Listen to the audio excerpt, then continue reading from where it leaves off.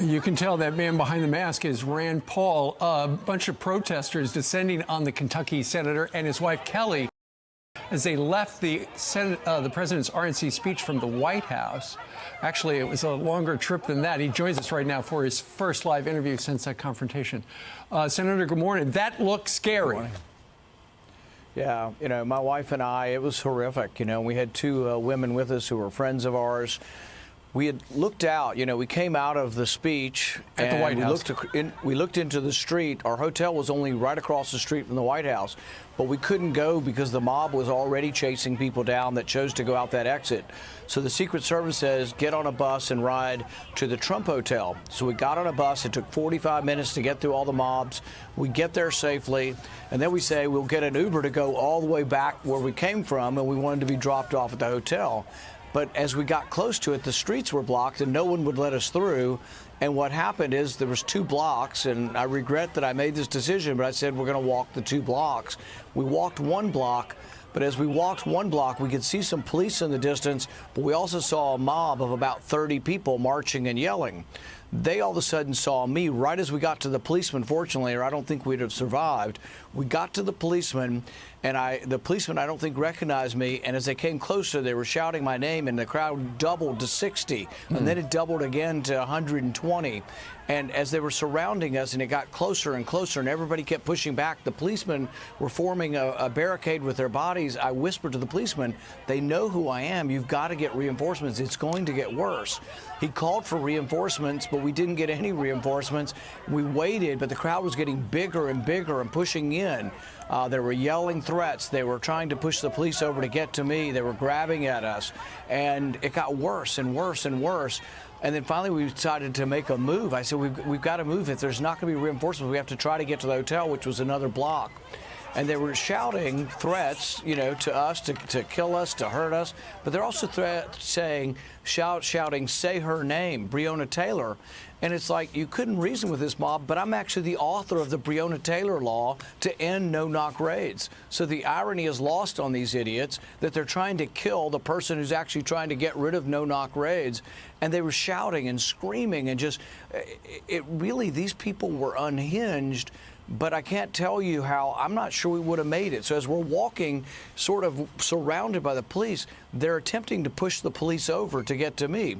So at one point, they push a policeman backwards. He stumbles, and he's trying to catch his balance, and I catch the back of his flak jacket to stabilize him and, you know, make sure that he's okay, because he's our defense. I mean, if he's down, the mob's loose on us. And you've seen the pictures of what they do to you. If the police are not there, if you defund the police, if we become Portland, if America becomes Portland, what's going to happen is people are going to be pummeled and kicked in the head and left senseless on the curb. That would have happened to us. I promise you, had we not had the D.C. police to support us, I mean, we are thankful that we have police, and we've got to wake up. We can't have the whole country. We can't have Joe Biden rule the country and have no police. I mean, we can't walk down the street in D.C. safely now. That's how bad it is. I saw one police officer was actually using his bicycle to try to keep the crowd back. He fell into you. You almost stumbled and fell down. You and your wife are both okay, right? We are. We were unharmed, but, you know, it's still going on this morning. There's still mobs in the street blocking the streets. And I know it sounds like over the top to say that people are from out of town, but I think we're going to find out that these people are hired and from out of town. Specifically in our case, I believe there are going to be people who were involved with the attack on us that actually were paid to come here, are not from Washington, D.C., and are sort of paid to be anarchists. This is disturbing because really, if you're inciting a riot, that's a crime. But if you're paying someone to incite a riot, that person needs to go to jail as well. But we can't live this way. It's getting worse and worse. You know, I like being free to be able to walk out and go for a walk in the park. We cannot go outside now. It's become so dangerous for us. And I don't hear Joe Biden or Kamala Harris saying one thing about the violence. This mob is their voters. This is the new Democrat Party. And if we don't resist this, United States is going to become Portland. We're going to become Chicago. All of these failed cities Democrats have run, the president said it in his speech. If we allow them to take over the White House, we are going to become Portland. The country will be on fire. We have to have law and order, and we have to support the police. You know, I can't say that strong enough. Senator, some of the papers today are reporting that what was being yelled at you was, as you said, say her name, Breona Taylor. You know, you said there were obscenities. I would not like you to repeat those, but you said there were threats. Tell us what the threats were. Well, the threats were to F you up, to kill you. The threats were if they could get hold of you, and I truly believe this with every fiber of my being, had they gotten at us, they would have gotten us to the ground. We might not have been killed. We might just have been injured by being kicked in the head or kicked in the stomach until we were senseless. You've seen the pictures. Most of the networks will not show the pictures of this. This is happening in all of our cities. It's got to stop. And thank God for the police. Had we not gotten to the police, I truly believe that the police saved our life, and we would not be here today, or we'd be in a hospital today had the police not been there. And I'd like to thank them if they're watching this. We thanked them last night, but it was still a melee. They were still trying to get people, away from us. Even in the hotel, people were following us into the hotel. Well, let me ask you this as an exit question. Given the fact that you said that these people are still on the streets, protesters are still on the streets, and we heard from Griff Jenkins about a half an hour ago that apparently a number of the businesses in Washington, D.C. are boarded up because they're worried about trouble going forward. Does a prominent Republican like yourself, somebody who is very recognizable, need to have security to simply walk on the streets of Washington, D.C. or major cities in America? Probably yes, from now on. I don't feel it at home. At home, people are so friendly. I can go to the grocery store, and I want to live, the life of a normal person where I go to the grocery store and buy groceries or stop at the Minute Mart. And at home, I do feel that. But this also isn't normal. There's something going on here. This is like the FBI needs to be involved. What do you mean something's going on? Senator, what do you mean something's going on? You've got a feeling. Tell us what you think. My feeling is that there is interstate criminal traffic being paid for across state lines, but you won't know it unless you arrest them. Otherwise, you just think, oh, these are some normal hoodlums from a big city.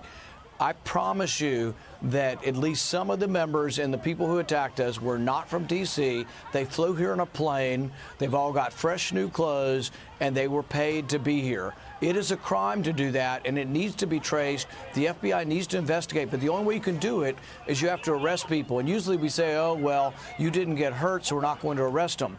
They were inciting a riot, and they would have killed us had the police not been there. They all need to be arrested, and I'm not saying forever, but they need to be arrested, questioned. They need to say, where are you staying? And the bills need to be subpoenaed by a judge to say, who paid for your bill? How did you get here on a plane and staying in a fancy hotel, and yet you're acting like a criminal? Something's going on here, and it's much bigger than people think. But the bottom line is we can't let the United States become Portland, and that's what my fear is, that the United States is going to be on fire if we have no police.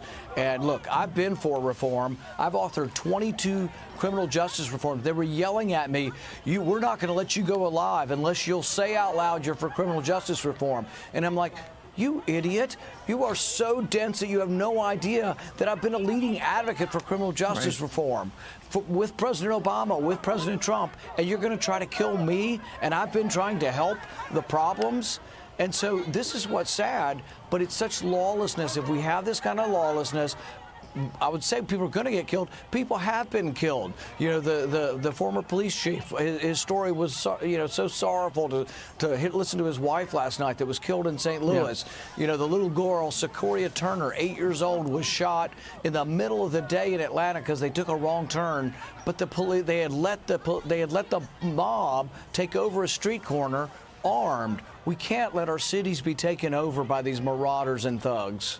Well, we are glad you are safe, you and your wife, Kelly, and we thank you very much for coming on to tell us your story. Let's see what happens next. Let's see if there is some